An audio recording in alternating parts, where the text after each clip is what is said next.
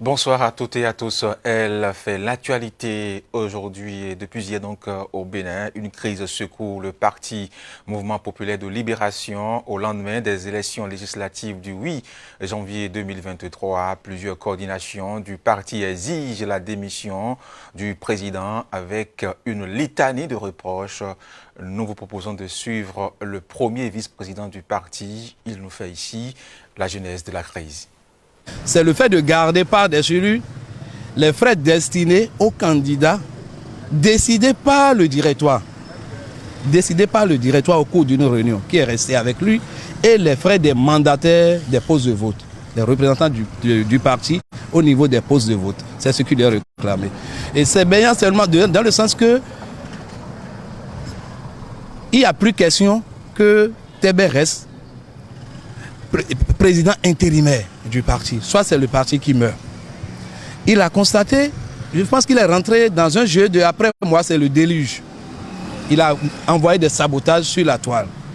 Après moi c'est le déluge. C'est là où le directoire a dit mais si c'est le parti, l'effort de beaucoup d'années, le sacrifice de beaucoup d'années que lui veut sacrifier, nous devons prendre notre responsabilité.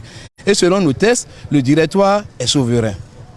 Et nous l'avons convoqué par voie d'huissier, l'ensemble des membres du directoire qui est d'abord résumé si le ridicule tuait. Ce monsieur n'a pas honte.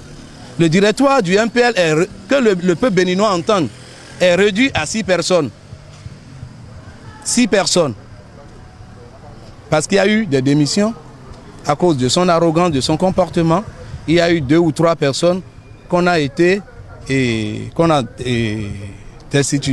exclu du parti en se basant sur les mêmes articles que nous utilisons aujourd'hui.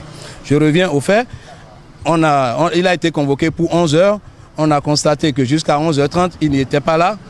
Devant l'huissier, on a commencé la réunion. La réunion a échoué sur le vote à l'unanimité de son exclusion. Et pour le secrétaire général du parti, le mépris des thèses du parti fait le lit à cette crise. Suivons-le.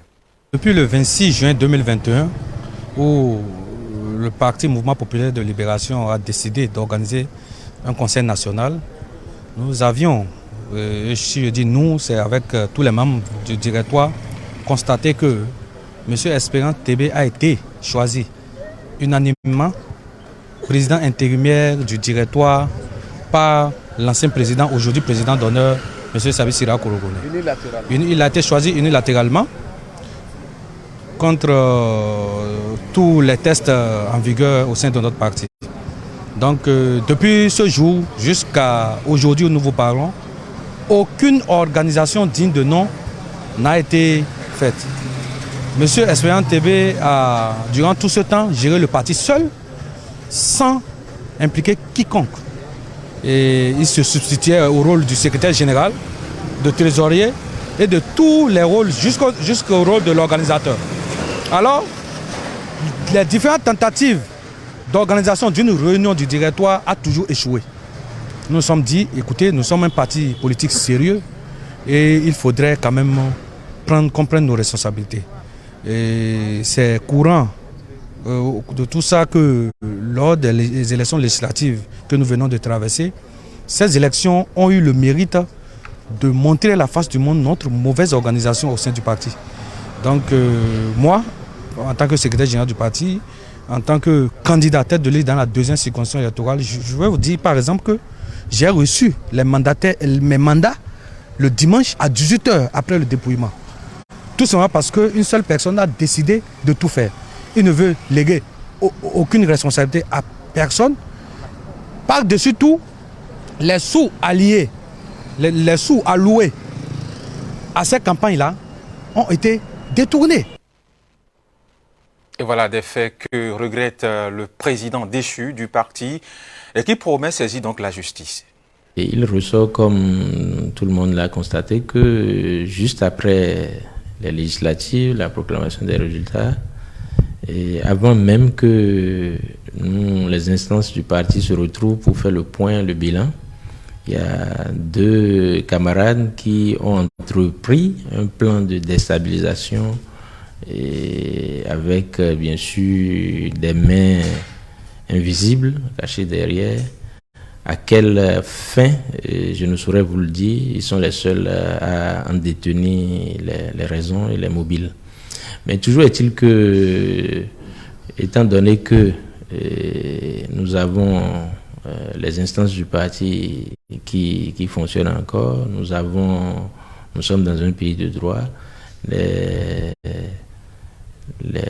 diverses instances du parti ainsi que la justice connaîtront des actes assez graves qui ont été posés et vous en aurez la suite en temps opportun. Et ce matin,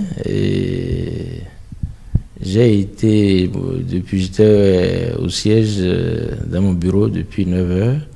Quand j'ai reçu à 11h10 une invitation pour une réunion du bureau. Alors, j'étais dans mon bureau attendant cette réunion à laquelle je pensais pour une fois, la première fois où nous devrions nous rencontrer. J'étais là, mais je n'ai plus rien entendu quand, fortuitement, pendant que je descendais à 11h39 par là, je vois quelques camarades en train de lire une déclaration, venus lire une déclaration et se filmer avec 2 portables. Alors je me suis arrêté pour chercher à comprendre mais qu'est-ce qui se passe pendant que je reçois une invitation plutôt pour une réunion, il n'y a plus une réunion, mais on vient en catimini, on vient enregistrer, je voulais savoir qu'est-ce qui se passe. C'est de là que 2 individus, 2 badauds, les accompagnant, à chercher à m'agresser. Et après, ils se sont ébranlés vers la sortie. Donc, je crois que c'est regrettable, c'est vraiment regrettable que des gens qui sont censés donner des exemples, des gens en qui le peuple porte une certaine confiance, parce que nous venons de sortir d'une élection. Et voilà, hors du Bénin à présent, peut-être un tournant ce vendredi. Dans la guerre en Ukraine, le pays pourrait donc enfin se voir accorder la livraison des chars lourds qu'il réclame à l'issue de la rencontre des pays alliés sur la base militaire de Ramstein en Allemagne. Le feu vert de Berlin est nécessaire pour que d'autres pays puissent donc exporter leur Léopard 2. Reportage. L'Ukraine va-t-elle enfin recevoir les chars qu'elle demande? La réunion de ce vendredi à Ramstein devrait être décisive.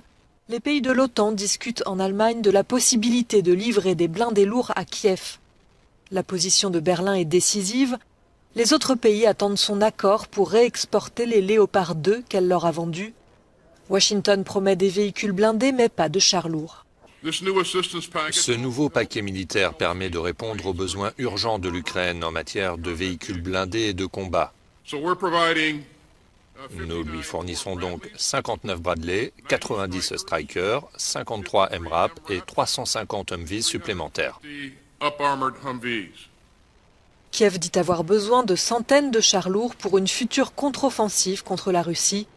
Elle est envisagée à la fin de l'hiver. En visioconférence, Volodymyr Zelensky demande un geste fort maintenant à ses alliés.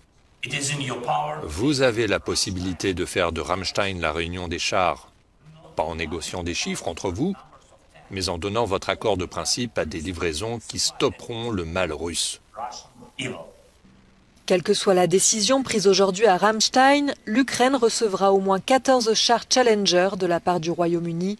Londres l'a déjà promis, sans attendre la décision de ses alliés. De son côté, la Pologne dit songer à se passer du feu vert de Berlin pour envoyer ses léopards en Ukraine. Et c'est tout pour cette édition, mesdames et messieurs. Merci de l'avoir suivi. Bon week-end à vous.